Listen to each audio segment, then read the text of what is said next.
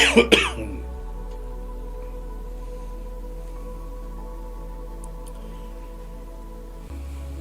le tātou a mata I le tatalu. O matou whawhtai le tua le tai au fōu. O e whaupopo I lo matou wola. O matou whawhtai le li o matou ala whai mai fōi le nei aso le li e. I lo matango fie ma lo wha maoni. I au wāwenga e maisio au ngā ruenga mamana. Whai ai le tua o le matou toe. Whaso polia mai le li tiute mawhaiva o le nei fōi wa yaso. Au matou whawhtai le li wai le se poto le se atamai. E mawhai le li o na wha o miina le kupita o lo matou ola. Sei vanga nā lawa fio o I matou o pale li o au ngā luenga fōfō. Me le matou te whawhtai le tua o no lo whamaoni ma lo le lei sili sili ese. A wao lo lofa tu noa wai le wha matia ai matou.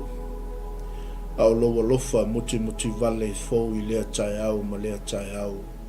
Matou whawhtai ta mai le useo si o matou atunu I tiute mawhaiva le nei fōi asu. O le matou ta talo le ali e malutia si o matou atunu pele I o lava au faola I o au whaiva venga. A wale tua o lo la matia I matou le li ngā ruenga al fili ma ufana fana. O lo fea ngai ma I matou I le aso ma le aso whawhtai ta mā. Lau wha malolonga, whawhtai le malosi fōu o le Manava fōu le li u matou maua. I loa lofa malowanga le lei whamanuia le whauina o tiute mawhaiva le nei aso. Whamanuia I taitai o malo, taitai o ekalesia, taitai o nuu, taitai o ekalesia. Ia iai le atua lowanga le lei tonu a inga. Na ia iai le tua le lofa o laua fio. Whaatonu wholau ai le tua a wā le whatu ai na tausi. O le mātou talo le ala tu ia Isu le mātou li I malo mātou whaula. Ameni. E toi o whalofa ma whatalo whatu sa mo le atunu pele le nei fōi tai au fōu, le nei tai au mātango fie. Ua whaupopo le tua I lo tau saifua ma lo ni ola. Tātou te ngā lulua I pēa ma whau au o tātou walawina. E maiso le whaiva au mai le tua tātou te ngā lulua ma pūna no wai whamalo whai o le whaiva, whamalo le wholau, whamalo fo I le tau atai. I so se walawina ma so se lavasinga o lo whiangai ai lewa yaso ma lewa yaso. E maise o aso taitasi o le tātou savalinga I le ngata I tono a inga. Tono nuu mai kalisia, to tono I tū malo, to tono le atunu. Ai whaasilisili le whina ngalo tūtasi o le tua o lo tātou ngā lulue ai. Ia maloa fua I lau maua I le alofa tausi ma le alofa sili ese o le tātou tāpau sili langi. O mwhaifoi o tātou toe tāpai lunga o pe au ngalo le ea nei fōi tai au fōu. E mo moli atu le 5 whatalofa o lau porkalame o le tautua ma le unanga Global Kingdom TV channel. I le nei fōi tai au fōu. E maise o le whauawina ne o le tātou porkalame o le malu tai au whaleanganga. Ia e mo moli atu mo o I lo maota ma lo lawa. O le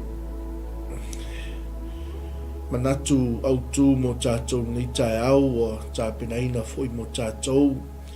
Ia o le tausisi pēa I le wala awina mai le tua. Awane ngalo ia te oe. O lo o wanga le lei mai pēa le tua.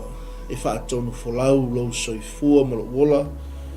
Ia e maise fōi o le tātou muli tai I le mea whina ngalo ia I le tua. I lana pulukalame ma lana fuafuanga. I to tonu a inga, to tonu e kalisia, to tonu o le malo. Ia e maise so se whala potopotonga o lo e ngalue. Ma au na I le tua ma lona whina ngalo. Hallelujah. Ia tui nā tō tātou insinia whamole mole se I toi whasao ane le tātou porkalame o le malu tai au whaleanganga. Ia le tātou tianga ia toi nei tai au. Ia ono leo wa ia le tātou insinia whataitai. Ia vi ia le tua maua pea wanoa le lei o le whanau. Ia awale whaonga ina lo lato wola I le tua malona whina ngalo. ia e pei ona iai. Ia whawhelo ai atu i tātou a inga woma paanga o le tātou misiona o le Global Kingdom TV channel i lea tafa ma lei tū lea tole manu ia o le kelope o lo e whaafonga mai ai ia ma lo le soifua manuia whawhelo ai atu foi i le pa ia maulunga i le au whainga luenga tofia le tua i so se mautama so se lawa ai mai se foi o le o au na le tua o lo mātou ngā lulue le nei foi tua o le ngā luenga i le au nanga whamalo le soifua manuia langi soifua i lo tau soifua au na ngā lulue ai mai se o lau tau tapua inga ia i le aso ma le aso a wā le ngā luenga le tua mase manuia mo Samoa ai mai se o tōpulanga o loo whai mai o sio tātou atu nuu ia iai langa le leo le tua i lo mafuta mai whawhelo i atu i lunga upenga te whailangi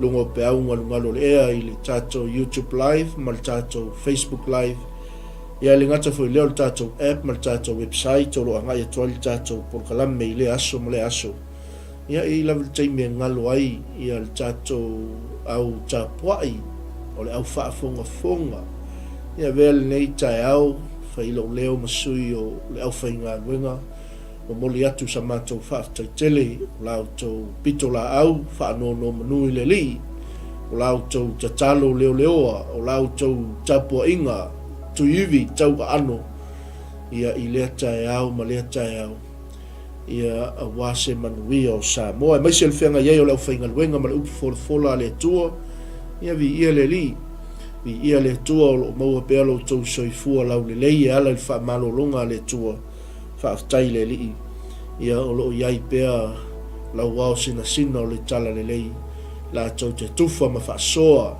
ti mai ma apo ai ia a wā le ngā luenga le tua. Amen.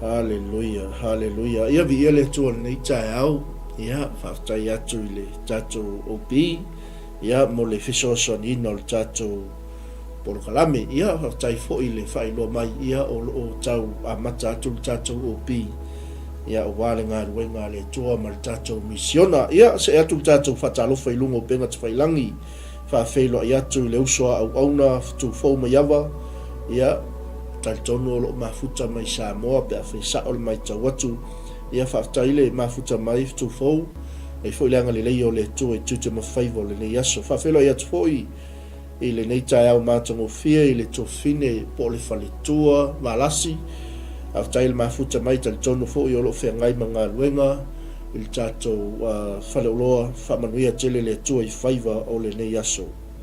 Ia whawhelo atu fo le tofine po le tina ia Shirley Leipen mafuta mai ia i se vaenga o Aukilani whamanuia tele le tua le whenga iai matiute o le nei aso. Lau sunga le taitai, lau sunga le whaiaonga ulale na futa ulale ia o le tama lomua mafuta mai fo i Wellingtone ia whaftai le mafuta mai whaftai fo i le tapua i mai whamanuia tele le tua J. Jimmy Brown Williamu ma le tātou au nanga o le whaamanisi au ma le whaasoa whaaleanganga le tātou whainga paanga a wale momoliino le upo le tua i so stafo nei ke lope ia whatalo whatu ma lo le au auna i le tua te alofa tele mo o le uso. Le sunga le wao toni tanga loa whaftaile mafuta mai whamanuia tele le tua ia lau sunga le wao toni whaima su mai ma ua fo i le awanoa e tufa mwhaasoa le upo le tua ia iai langa leo le tua i 𝚘𝚘𝚑𝚡 le fo i vai aso alofa tele atu le au auna le tua ma le whatua ia whaftaile whaatasi mai ia whawhilo i atu taifu ia le usa auna ia ulula taifu mafuta mai foi ia i papakura le tātou whale oloa ia natu saustaimi ia ona maua leo se fiso tainga ma le au auna le tua ia awal tau tua ma le au nanga le tātou Island style Ia via le li whawhilai atu fo il tina malolo manu malo le au na le tua tulieta uli mafuta mai fo i le malo tele o Amerika whawtail mafuta mai manuia tele o il tina ma le ainga whawtai fo il talo tapta po i mai ia i tiute ma whaiwa whawhilai atu fo i le ita au tina le ainga 𝚟𝚑𝚎𝚘𝚎 poreta mafuta mai fo i ia i sio matou ainga sio matou fale ia manuia fo i tiute ma whaiwa le nei aso. Ia whawhiloi atu fo il tina te talo, aniwa taefu whawtail mafuta mai, whawtai fo i mo tātou porkalame o leo langa suia, iai tali tonunga o lo iai suinga o le tau, o lo whaima tau whale tonu mai iai tātou porkalame, aiwi ia le tua, le ana mau atu, le upua le tua, whawtai tele le tufa, whasoa, ala i lea thionga pa ia le tua, whaima whamanu yanga, ia i le au pa ia ma leo whaatua tua, manuia o il tina, ia whawtai, mama to sivi to le fo tali timu whawtail mafuta mai ia awa le tātou talainga le fo i tai au ia whamanuia tele le tua sio tātou ainga niso le tātou mafutanga po le tātou ainga le ua pale pa au mai lunga le tātou por kalame ua le mau atu le vaai po ua le au atu i aila u vaai o lo o sisila fofonga o le tua ia ilo mafuta mai le tai au ia e mase fo i o le wha wanoaina o lo loto ma loa nganga o lo mawhauwhau o lo taimi wha wanoaina a wale upua le tua o te whiawhai tauina mau ia on tātou wha soa lea a wale tātou maluta au wha lea nganga ia wale tā pena mai fo le tātou tau singa o le uli e ala le tātou ai mainu e mamao le ala songa le whawhenga inga ia fiu ai whai meile tātou whai tau tai au nei o le Filipi lom tau poe tolu alo whai poe suma lua ma suma le whana wa sila mai e lungo le tātou polkalami o upu ia le apostolo Paulo i le kalesi e Filipi o le whaawawina o le tala inga ma le misiona o le apoapua inga o le tuua lalo o le whautuanga o tima inga i le aupa ia ma le whaatua tua ia whaafunga mai al whaitawina o le thiong pa ia le tua i le nei fo i tae au. E le peisia i ua o maua nei, po ua o ato o toa ona le lei nei. Au te tau sisi atu pea, pe mawhai ona o maua o le mea na maua ia o ke riso Yesu. Sfurmatolu, le au soe, o te le manatu wa o maua, a le me tasi o te whaia, o te whaangalo i mea o tuanai, o te momoe puno wa i fo i mea o lumanai, se fulu malwha, o te tau sisi atu i le whailonga, ia maua i le tau i na wala awina i au mailunga, e le atua i a ke riso Yesu. Ia whamanuia mai le tua le ita au ala i lau whaafonga le upua le tua whaitawina, ma lufi ina mo i tātou le ita au, le mana o le anganga pa ia, le anganga o le tua, e na te wha lau tele, wha atoa, wha malama ma ia ngō taunga i o tātou loto, mo tātou anganga, o tātou mawhauwhau atoa, le upu, a le tua mo i tātou le tai au. Ole tātou malu tai au whaale anganga. Nā wa sila mai ai lungo le tātou polokalame. Tau sisi pea i le wala awina mai le tua. O le alofa o le tua i nuu whapaupau. O le alofa o le tua i nu ese. O le alofa o le tua i tangata ngasala. O le alofa o le tua i ai la tou o e na ia filifilia ma ia tau fiaina, ma wala awina i lona fina ngalo pa ia.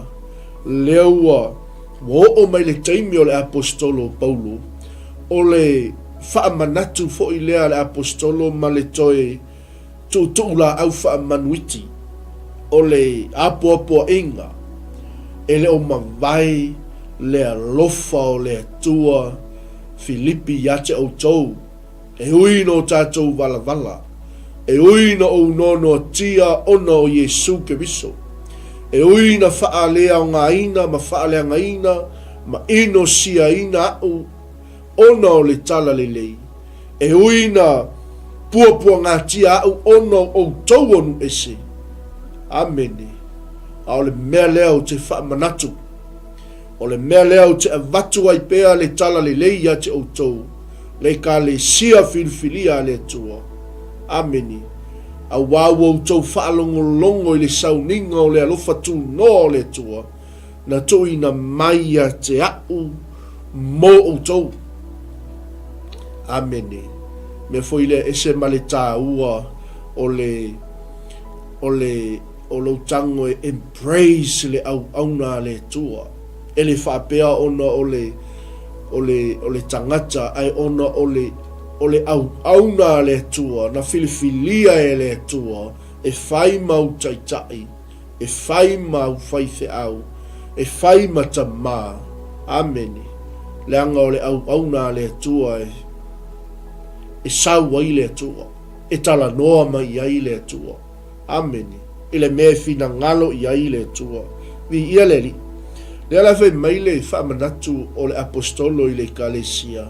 Wa ai o tau le kalesia. I lo o tau wanga le lei ma lo o tau walofa tu lai. Na o tau le wa ai le tangata. Ai na o tau walo lofa ma o tau wanga le lei. Ono lo tau sila i le tua. Malona fina ngalo. E le o mawai le alofa tu no le tua. Yate o tau. Amene. Vi ia leli. Leo o tau whaalongolongo. Leo o tau waai. I le sauninga o le alofa tu no le tua o tu ina mai. Yate o tau. Amene. Ina ua whaailoa mai e le tua. Le whaalinga o le mea salilo. Amene. E se le matango fie o le upua le tua mo i tātou tae au nei. A tonu o lo e whaafonga mai i lo mota ma lo lawa. A tonu o lo e totonu o lo ta avale po o lo whalewhai ngā luenga po o whea lava. A o lo e uina lau telefoni po o mai moa lau TV. O le a lava le device o lo e maua mai le upua le tua mo i tātou tae au nei. Le anga o le wha mamafa lea le apostolo i le kalesia. Amene. Awane i ngalo ia te au tau le wha linga na wha iloa mai e le tua. O le mea salilo. Amene.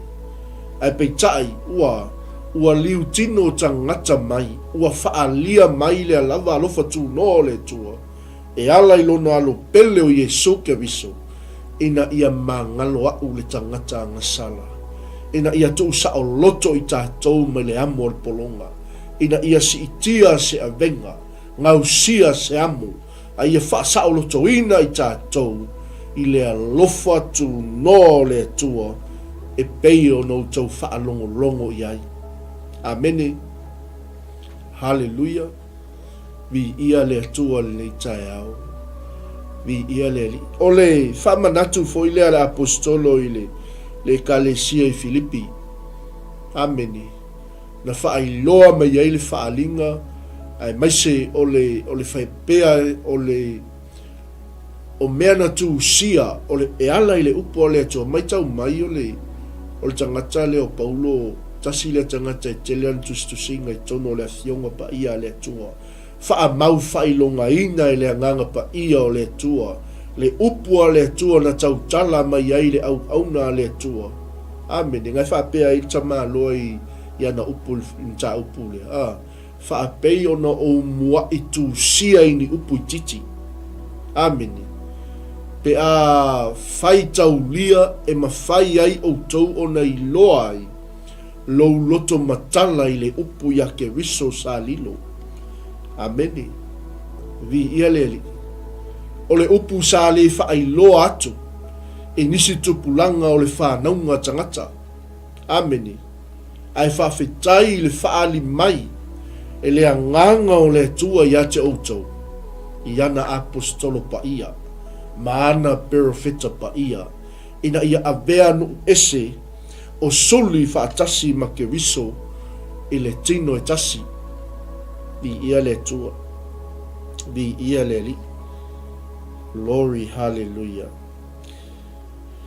A whela i atu pasta tia whau la sunga le fai au me se foi la sunga fa fe ngai ngala nai fa tail ma futa mai ole fa manatu le ala apostolo ile kalesia ole Manai ia le fai tau tu si ele fa pe wo ia se me wa tupu le kalesia ele fa pe wo ia se me wa fa le tonu ile kalesia ele fa pe wo ia se me wa le ia ile kalesia ma le au na le atua amen ole fa manatu ole ti mai ole apo inga alanga leanga o leanga iluma le savalinga amen ele o moe le fili vi ia le atua a tonu lai maua sa umalolonga maua se moe a ele o moe le fili amen vi ia le atua mai le o tala tamaloa i le kalesia Filipi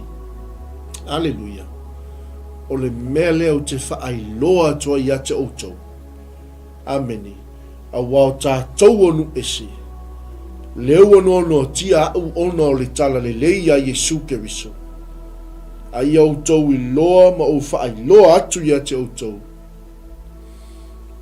sauninga o le alofa tu no le tua na tuina mai ia te au mo outou ina ua ia whaailoa mai le whaalinga o le mea salilo i ia leli a o le mea na le totonu o le upo o le atua ngai whai mai i tala le tamaloa amene pei ona o mua i tu sia i ni upu i titi haleluia amene i ia le atua le nita e se le wha maoni o le upo o le atua ia te i tātou o le whaalinga o Yesu Keriso haleluia o le mea salilo vi ia le li aina au mai ai le atua le loto matala i le upu ia Yesu Keriso leana fesuia ina ai le soifuanga o le tangata o le atua amen vi ia le li me lo tala tamalo e kalesia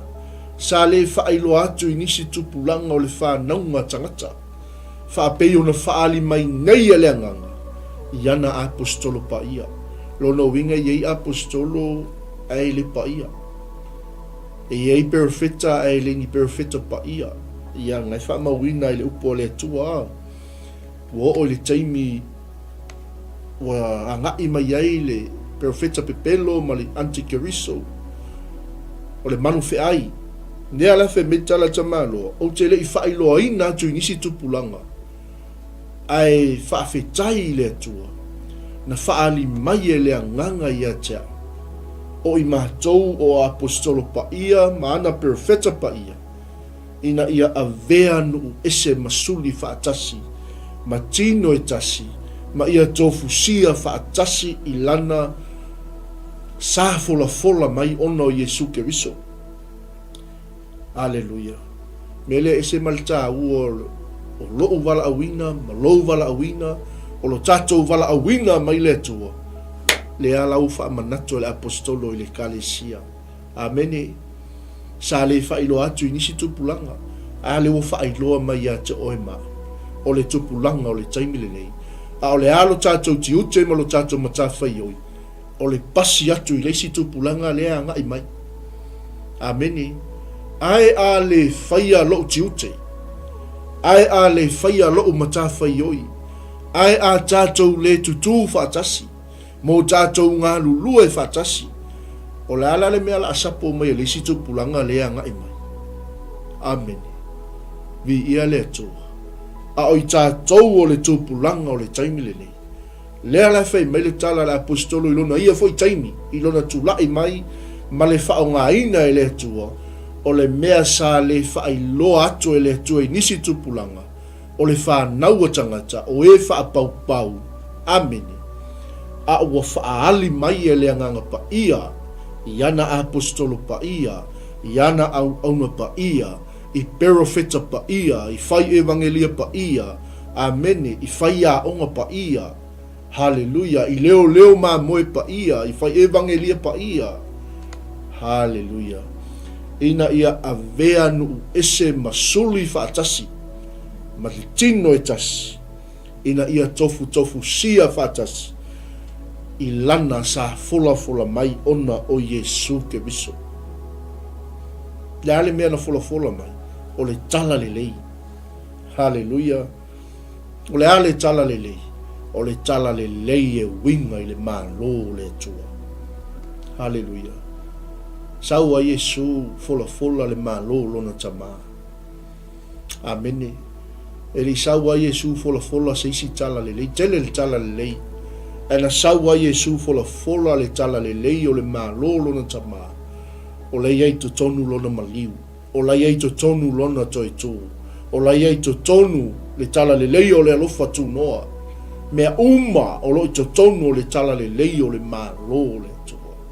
Amen. O le vai tele. Vi ieleli. Fe mele o le tala tama lo. Filipi. Ua fai ya uma au auna. Lo ainga I le tala le lei. Ua fai I tātou ma au auna. Ua fai au ma au auna. Ua fai oe ma au auna. Ua fai tātou ma au auna. Hallelujah. E tusa male mea fuaina mai le alofa tu no le tua. Wana fuaina mai a te tātou le ngā luenga. E ala I lona mana. Ue ngā luenga le tua e le fai I so tātou I loa. E le fai I so tātou malosi. E le fai I na ua telen tau sanga wa unga lue ai le ngā luenga le tua. E le fai I ni au whaailonga. E le fai I ni a tātou anga vaa. E le fai I ni a tātou tikeri. Ha mene. A o le ngā luenga e fai le mana o le tua. Amen.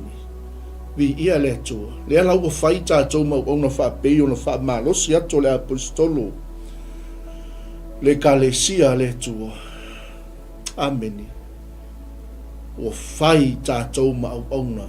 E tusa ma le mea fuaina mai. I le alofa tu no le tua. Wana fuaina mai ai a te tātou. Le mana tātou te whai ai lana ngā luenga. Ameni. Vi ia leli. A oi tātou. O le tupulanga whiriwhiria. O le tupulanga o le taimile nei. Tai pei au upo le tamā loa I le kalesia aia. Mai ua au mai ia te au.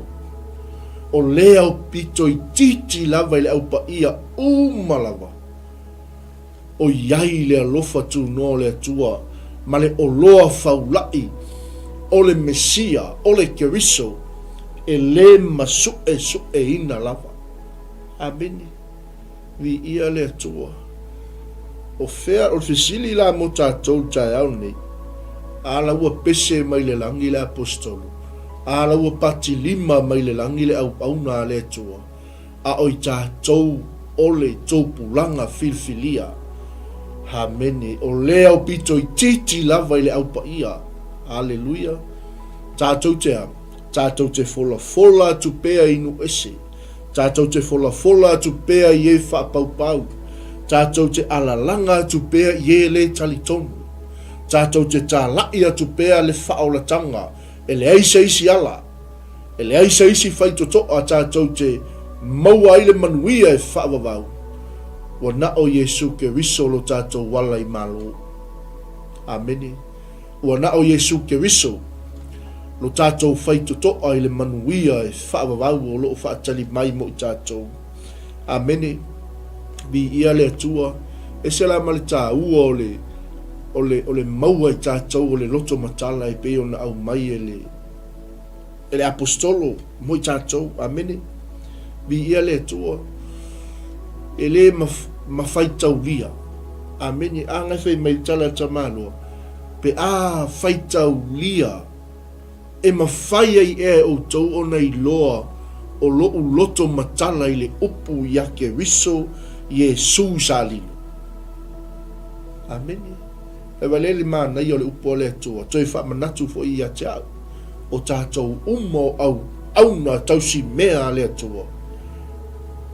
Pastor Mike, o ngā ruenga le atua e le whaia ina ua a vea o e mawhaatonu o le ala leo. O le ngaluenga le atua e le whaia ina ua to tele sau whanau.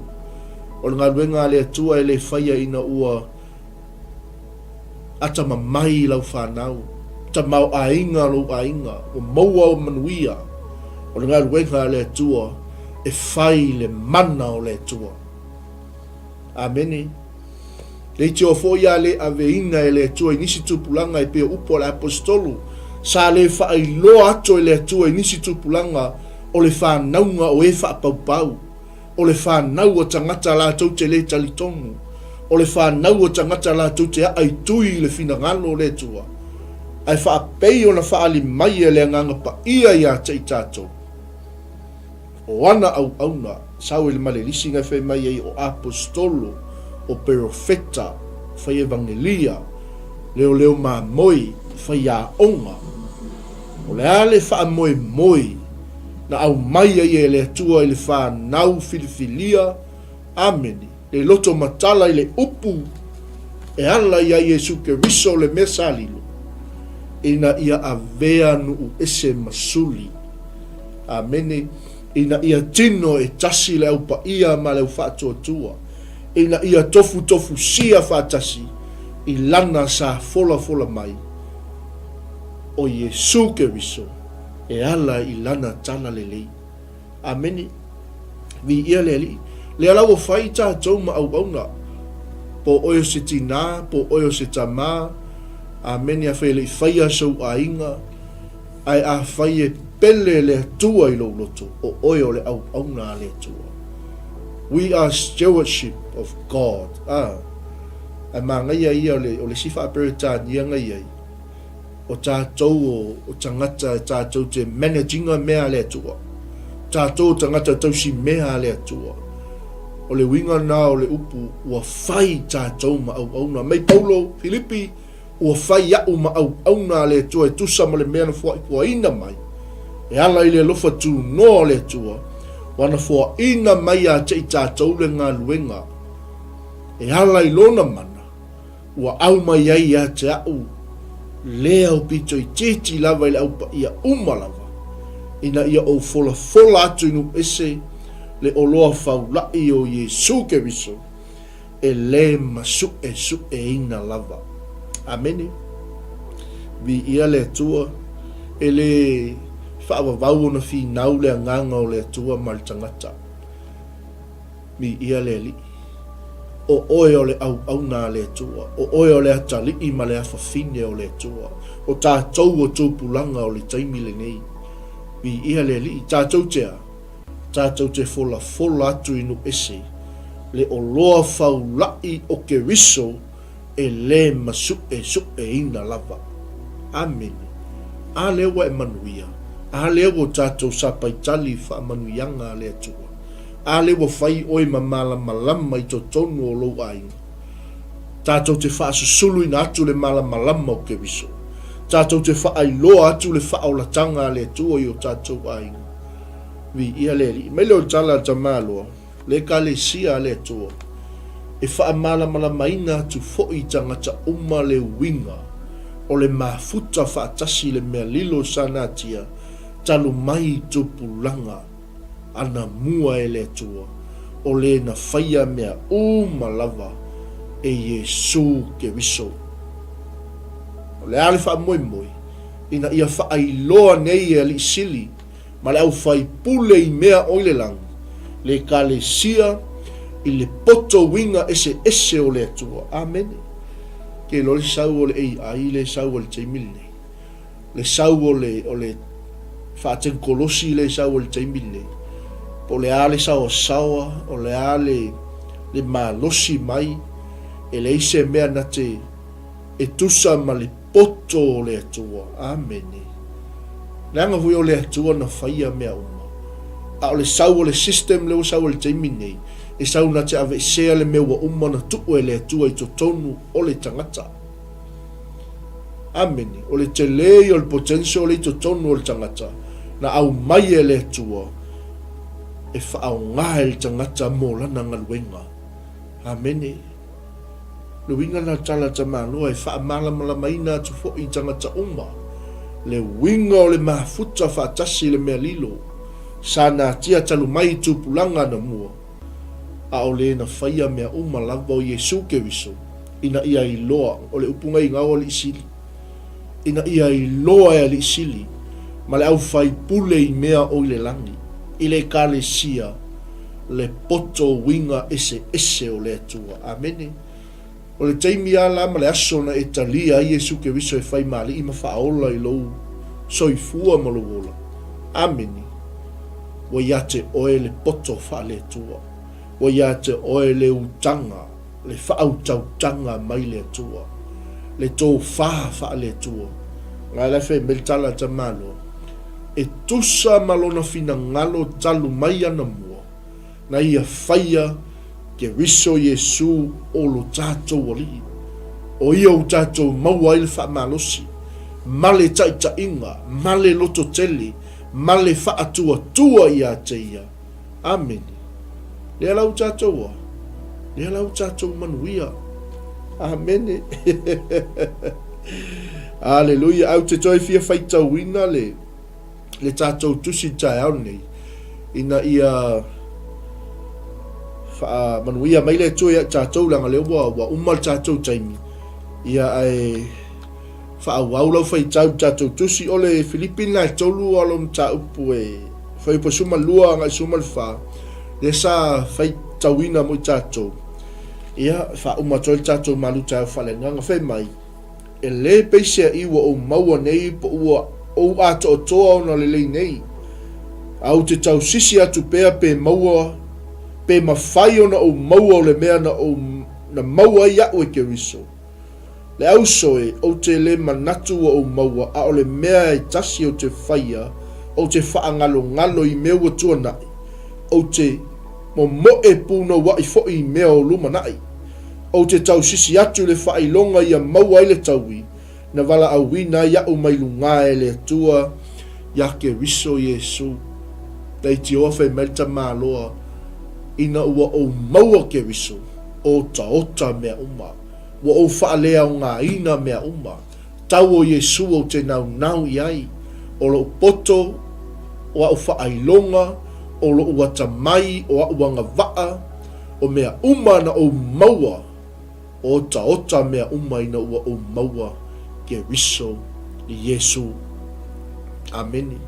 E te ofe mai le au poto le tusi le Filipi o le tusi oli o le apostolo I le au paia o we na latou amataina le Galuega o lana whaafetai I lo latou wanga le lei, I lo latou whaasoa, I lo latou mana tua ino le au auna le tua. Ameni. Ma I outou oli le li. Bi ia le tua. I outou ngai a matai le mta upua. Ma I outou I uli. I outou ye fai mea leanga. I outou ye kata to meina. Bi ia le li. Au wau I tātou o le au pere to meina I tātou. O e au auna I le tua ma le loto. Wai vai le maa ngai o le Galuega le tua e fai ma le fatu. E fai ma le loto. Tātou te wha moe le mana o le tua. Bi ia le li. Ma mita I a Iesu ke viso. Ai le wha tua I mea I la le tino. Amene. Bi ia le tua. Whamele I o tala tamano. Le kalesia. Ia iai le anga le leio le tua I a te oto. Amene. Pe ma whai lava I a te au ona o le toe o atu po te o atu. Bi ia le li. Ai le peisia I o se mea ua o maua.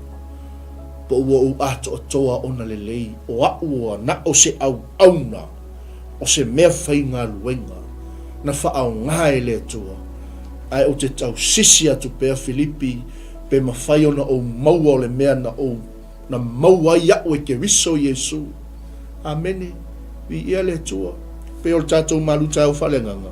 Tau sisi pea I le wala awina mai le tua.